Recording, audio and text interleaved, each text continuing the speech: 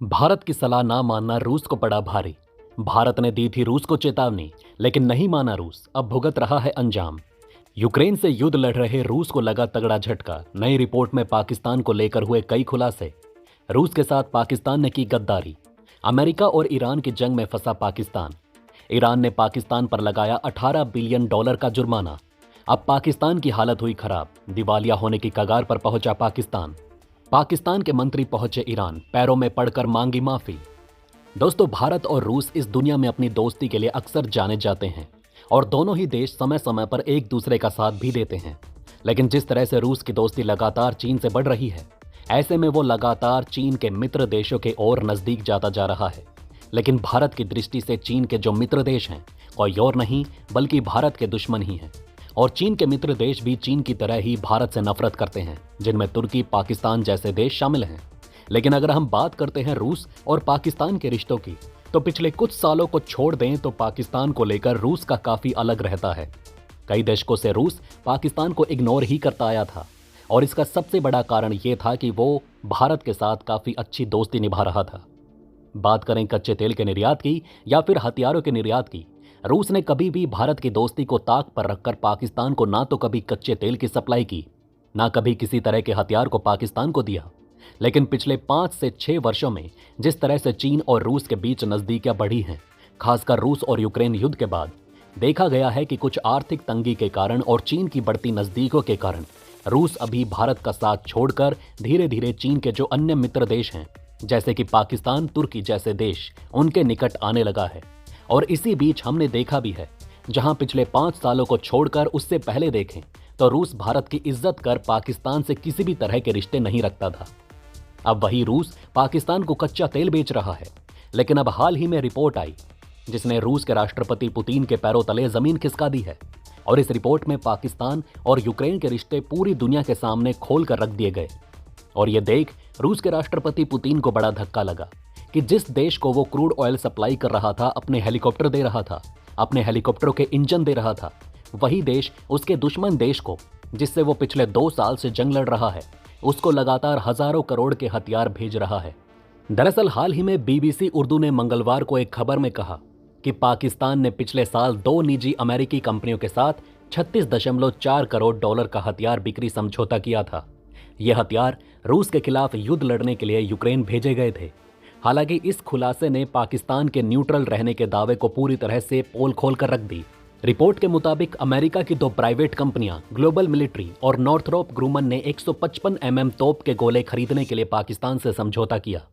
23.2 crore dollar का समझौता global military और 13.1 करोड़ डॉलर का समझौता दूसरी कंपनी ने किया था। यह समझौता पिछले महीने रद्द हो गया और रिपोर्ट में यह भी कहा गया कि इन हथियारों को ब्रिटिश मिलिट्री के कार्गो प्लेन के जरिए नूर खान एयरबेस से डिलीवर किया गया। अब जब पाकिस्तान की असली सच्चाई पूरी दुनिया के सामने आ गई कि वो किस तरह यूक्रेन को हथियार भेज रहा था, तब पाकिस्तान के अंतरिम पीएम कहते रहे कि अगर यूक्रेन में कोई भी पाकिस्तानी हथियार मिलता है तो ये सिर्फ ब्लैक मार्केट से पहुंचा होगा।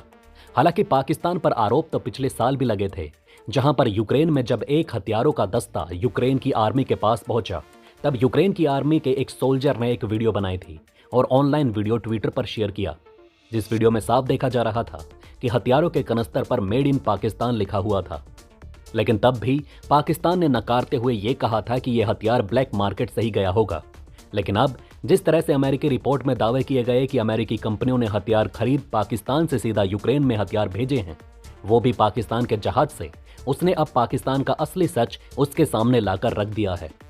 और रूस, जो पाकिस्तान को पिछले कई महीनों से लगातार सस्ते दामों पर कच्चा तेल बेच रहा था, उसको ज्यादा तगड़ा झटका लगा है। और यही होता है, जब आप अपने मित्र देशों की बात नहीं मानते, तब आपको इसी तरह धोखे खाने पड़ते हैं।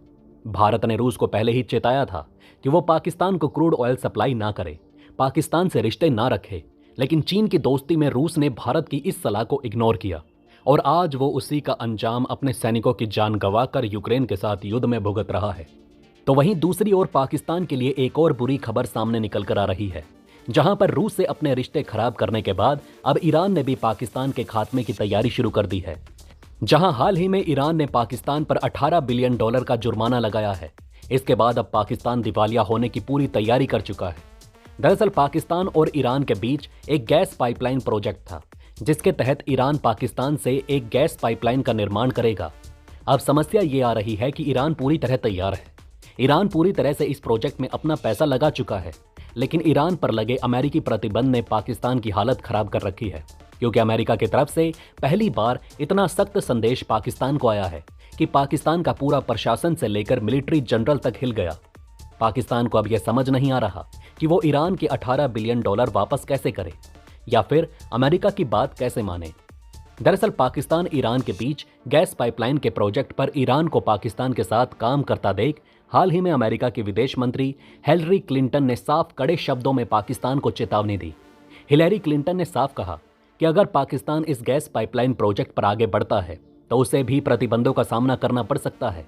क्लिंटन ने सांसदों को संबोधित करते हुए कहा कि ईरान के साथ तेल पाइपलाइन का निर्माण उस पर लगे प्रतिबंधों का उल्लंघन माना जाएगा।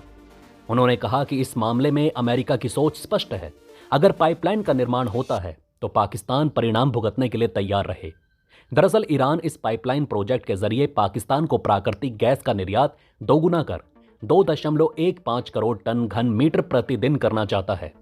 अब समस्या ये आ रही है कि पाकिस्तान चाहकर भी अमेरिका के द्वारा ईरान पर लगाए प्रतिबंधों से टक्कर नहीं ले सकता।